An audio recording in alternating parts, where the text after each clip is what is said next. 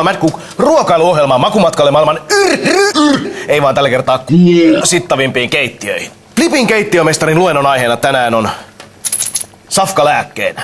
On kiistaton tosiseikka, että nykyaikainen länsimainen pika- ja einesruokavalio paitsi sairastuttaa valtaosan harrastajistaan, myös tekee siihen ryhtyvistä hämmästyttävällä tavalla samaan aikaan sekä ylipainoisia että aliravittuja.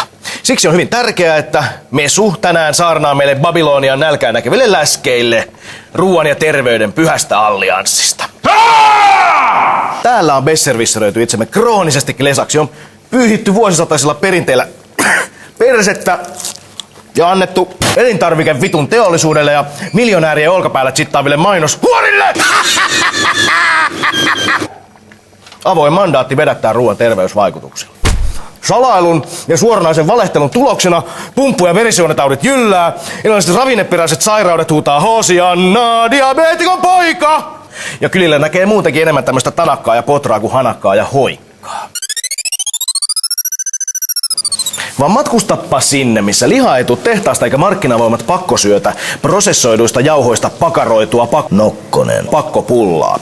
Luonnon kanssa kaikki, Skloddista Fabuun tuntuu tietävän, miten muona vaikuttaa kehoon tai mieleen. Tai vaikkapa kiinalaiset.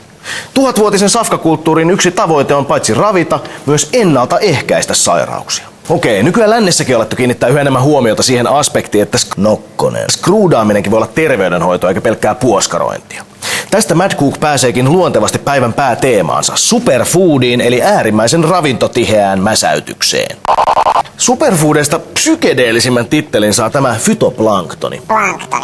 Julma ja kunnianhimoinen pikku vipeltä, joka ruokkii valaat, jotka vetelee tätä hetuloihinsa, minkä sukupuuttoon kuolemiseltaan ehtii. Väitetään, että yhdessä katukauppa grammassa eli geebelissä eli ketulassa fytoplanktonia on enemmän ravinteita kuin missään muussa maapallon skruudittavassa aineessa. Ja että se kätkee mikroskooppisiin sisuksiinsa joka ikisen ravinteen, mitä uuden solun rakentamiseen ja ylläpitämiseen tarvitaan. Psykedeellistä. Vaiparönsyllä sivuraiteelle planktonin asemesta mielenterveyshäiriöinen kanttiinimaisteri keskittyy koekeittiössään tänään ihmiskehon omaan superfoodiin, nokkonen. Myös The Late and Great Ior Bokin lempisafkaan, nimittäin siemennesteeseen. Ravintoarvoltahan siemenestä on enemmän kuin kohillaan. Yksi ejakulaatio kuohusperma eli palttiorallaan ruokalusikallinen sisältää ainakin 2,9 kilokaloria energiaa, 6 milligrammaa hiilaria, 3 milligrammaa kolesterolia ja huomio kaikki punttijullit, 150 milligrammaa proteiinia, joten miksi tuhlata fyrkkaa niihin protskupirtelöihin, kun parhaassa tapauksessa sitä löytyy ihan sieltä omasta jopa takaa. Ja lisäksi terveessä seitissä on ainakin C-vitamiinia, frudvektoosia, magnesiumia, B12-vitamiinimeeniä, maitohappoa, sitruunahappoa, klooria, sorbitolia, natriumia ja tietenkin sitä DNAta. Ja koska Mad Cookissa ei ole kyse mistään pelkokertoimesta, vaan aidosta antropologiasta, on melkeinpä syytä korostaa, että sperman hörppiminen on kuulunut yhden jos toisenkin kulttuurin rituaaleihin. Tänäkin päivänä Uuden-Ginean viidakoissa elää heimoja, jossa murrosikäisten poikain tulee nauttia aikamiesten mämmi saavuttaakseen sukukypsyyden ja tosimiehuuden. Lisäksi mytologia, ehkäpä myös mytomaani Ior Bokin mukaan, melkein kaikissa varhaiskulttuureissa on nautittu pyhän nesteen nielemisestä, kunnes kirkko sen sitten seksikuumotus päissään kielsi. Ken tietää. Joka tapauksessa viime vuosina spegge-kulttuuri ja spegge-kulinarismi on nostanut päätään muun muassa tämmöisen diipimmän puoleisen keittokirjan muodossa. Ja jotta mielipuoli keittiömestari olisi beesissä hämmentävän sapuskaa viimeisimmissä muotivirtauksissa, pitää meidänkin tunna valitettavasti valmistaa siemennesteistä sapuskaa. Tai sitten ei. Kyllä meidän pitää.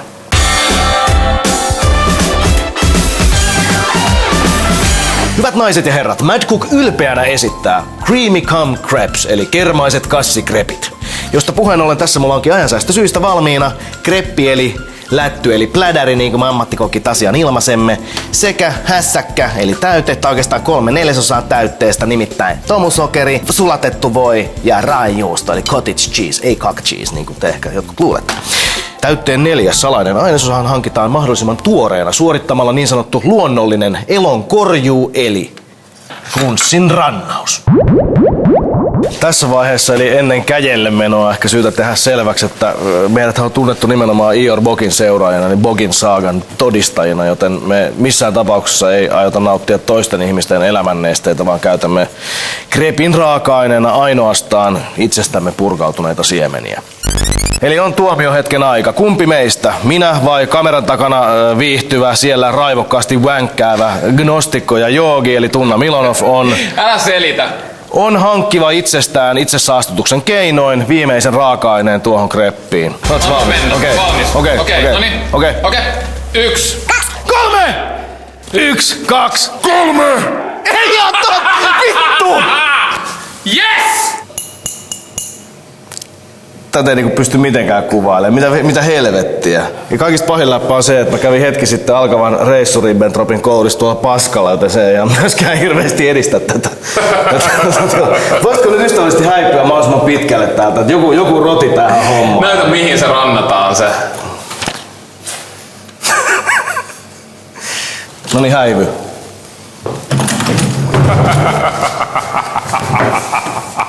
On tääkin vittu duuni. Siellä se rantalla runkkailee ja minä vedän viskiä. Ei näytä miehellä nalli palava. Skål. Come out wanker. Guten Tag. Jos joku aiheuttaa sinulle yllättäen nivus- tai kiiveysvamman, nokkosen siemen hunajassa on siihen oiva parannus.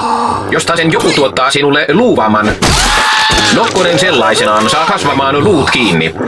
Sen sijaan koiran puremaan tepsii nokkosen lehdille puserrettu suola.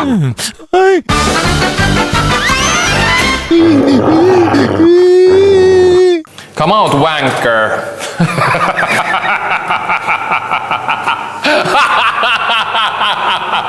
Otsasi hiessä pitää sinun leipäsi tienaamaan, mutta mitäs tänään syötäisiin? Oi.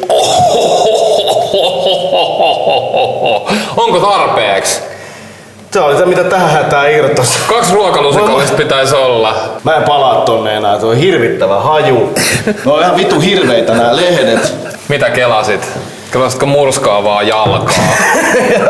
Joo, jalkaa, joka semmoiseen tiukkaan sukkaan pukeutuneena murskaa alleen pieniä robottikoiria ja posliinikoiria. No niin, viimeinen raaka-aine on saapumassa, joten kermaiset kassikrepit ovat valmiit. Ei muuta kuin satsi lettu ja jounia rullaamaan. Tässä tuntuu niinku jollain hyvin perustavalla ja itse asiassa aika lopullisella tavalla mä luovun nyt omasta intimiteetistäni ja yksityisyydestäni. Tää on niinku oikeastaan kauhea hetki mun elämässä.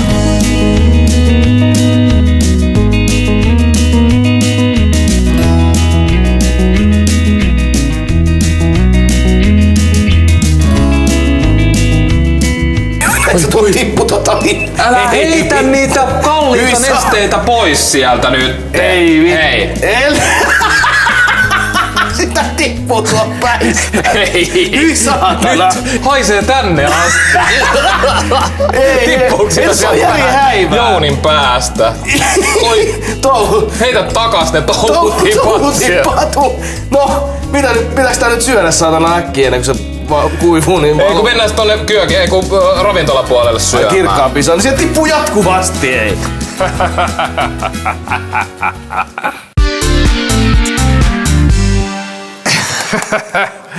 No, nielet sä vai syljet sä?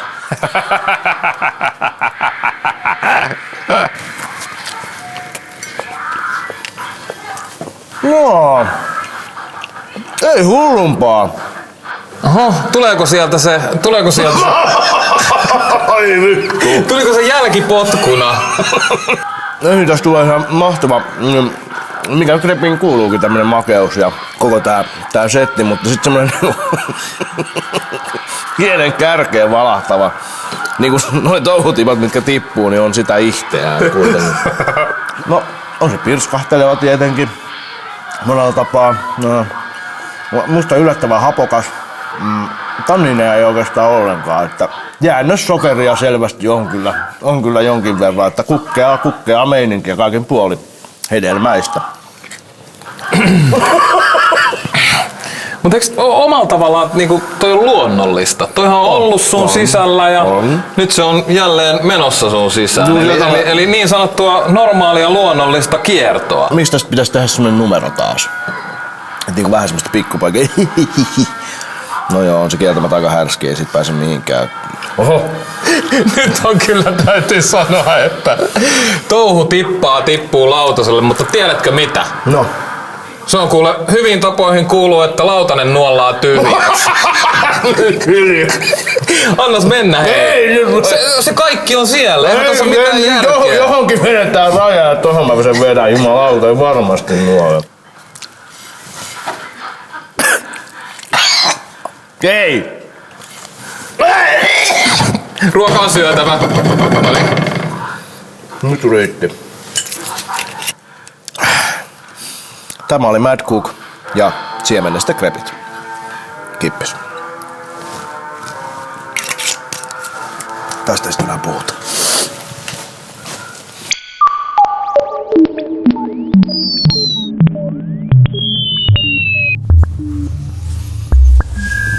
Vaikka siemenestä kokkailu ja tämän kään jälkeen olisi se ihan omin juttu, niin lopettakaa niiden lääkeyhtiöiden fikkaan pelaaminen ja nähkää valheiden taakse. Älkää ensimmäisenä tarttuko pilleripurkkiin vaan jääkaapin ovenripaan, mikäli sieltä takaa löytyy orgaanista ja ravintoarvoiltaan kohdillaan olevaa mäiskettä. Yleisesti ottaen skruudaamisen tervehdyttävästä vaikutuksestahan todistaa sekin seikka, että niin lääkemääräys kuin ruoanlaitto-ohjekin tunnetaan nimeltään resepti. Ja reseptistä puheen ollen tämänkin haluttavan hiukopalan valmistusohje löytyy kulinaristisesta seikkailukirjasta. Loppuun lainatkaamme antiikin suurta lääkäriä Hippokrateesta. Ruoka olkoon lääkkeesi ja lääke olkoon ruokasi. Mad Cook kiittää ja spruittaa.